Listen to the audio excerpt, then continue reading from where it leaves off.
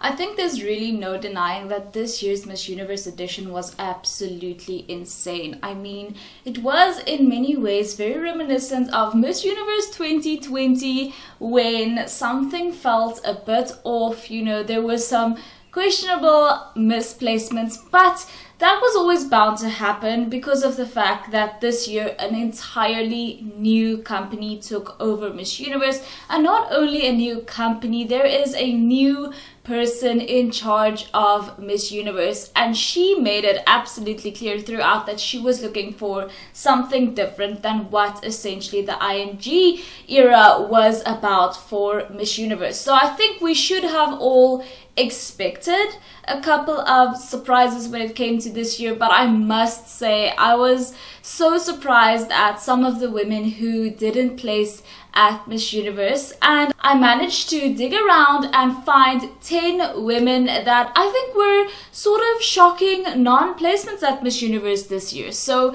without further ado, let's get into this. Starting of course with Cambodia at number 10. Cambodia was absolutely amazing at prelims in both the swimsuit competition as well as the evening gown competition, but especially in the evening gown competition. However, unfortunately, she did not end up making it to my final list, but I do still think that she gave a good enough performance at prelims that if the finalists' number were a bit higher, if it wasn't only 16, she could have very well ended up in the top. But unfortunately she didn't. At number 9 I have Nigeria, and I did end up seeing a lot of people put Nigeria on their list, although she wasn't on my final prediction list. I thought Nigeria was amazing at prelims, but also when the pageant first started, when the girls first started arriving, there was a lot of attention on Nigeria, especially by the makeup sponsor, and a lot of people started to take note of her, and I also ended up believing that she might place in the top, although again I didn't put her on my list, but a lot of people did believe firmly in Nigeria, but she didn't end up making it. The last person who also didn't end up on my list, but a lot of people have a very high hopes for her, was Indonesia. So at number 8 I have Indonesia Lakshmi, and she didn't end up placing in the top 16. And what's surprising to me is a lot of people had so much faith in her, although I must say at the end of the day I didn't end up putting her in my top 16 either. But still, when she didn't place, a lot of people had so much faith in her. I was still surprised that she did not end up placing.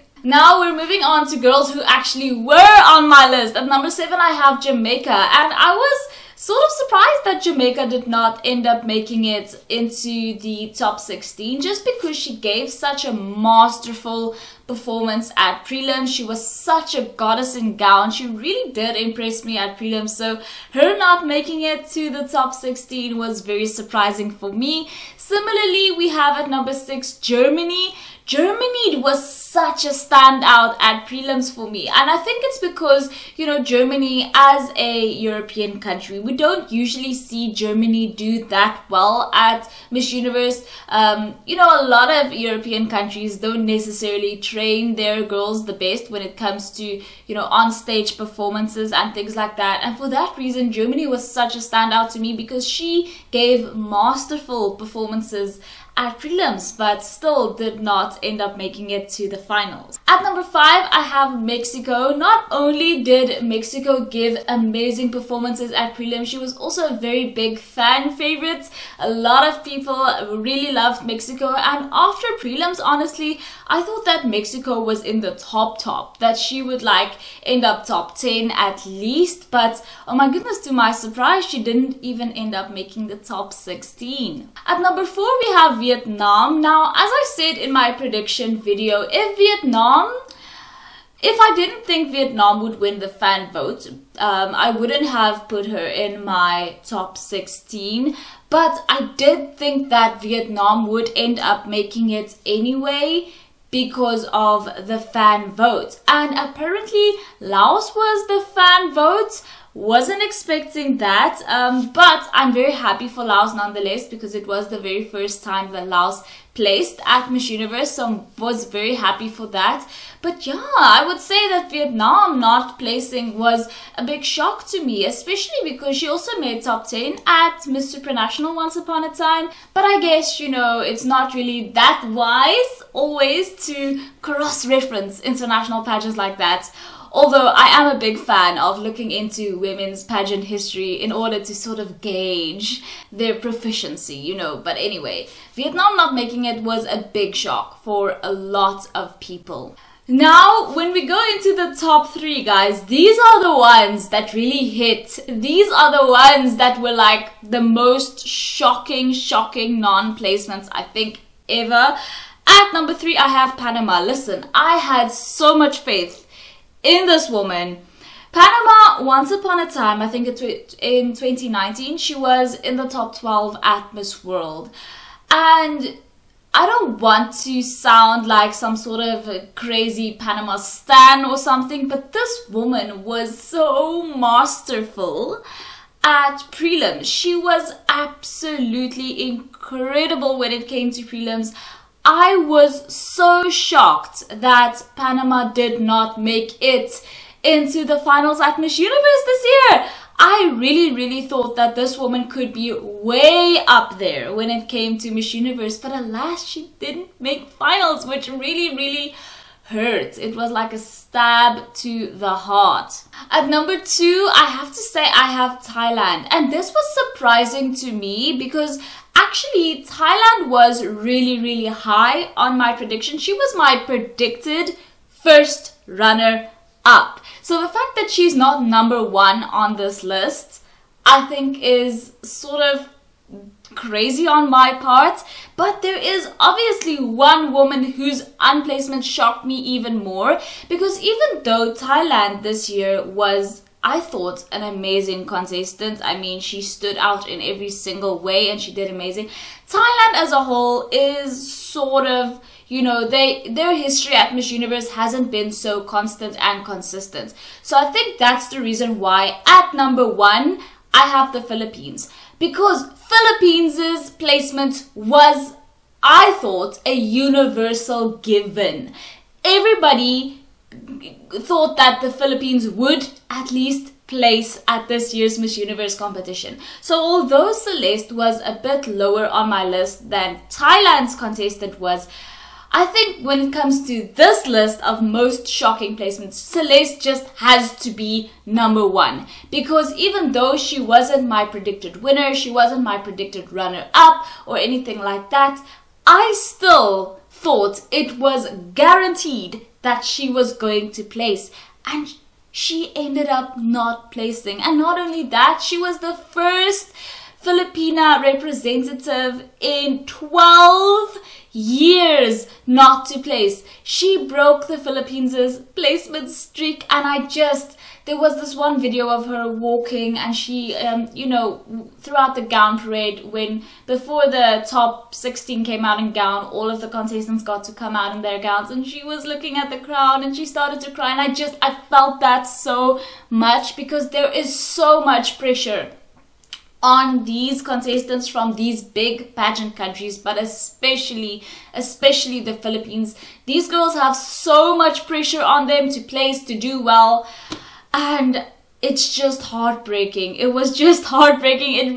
It very much reminded me of in 2020 when, you know, Natasha from South Africa was trying to get that back-to-back. Zosie had just won the previous edition, and Natasha didn't end up placing, and there was so much pressure on her. A lot of people thought that she could, if not win, at least get top 5 or something, and she didn't end up placing. And I felt that for the Philippines. I felt so sorry for Celeste. It's definitely a heartbreaking thing, especially when girls have so much pressure on them. They have so many people supporting them, but from what I've seen, at least, it does seem like she's still receiving a lot of support and that the Philippines is still standing behind her. But yeah, guys, I think definitely the Philippines is the most shocking non-placement.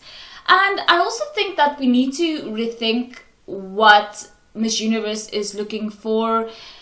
again, I think that the new Miss Universe owner is going to be very much focusing on what these women are actually doing for their communities, what they actually stand for, things like that, and also rhetoric skills, rhetorical skills.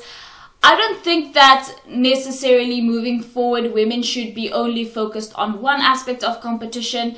Like I've said for many years, in fact, I think now more than ever, the goal should be to deliver at least decently in every aspect of competition.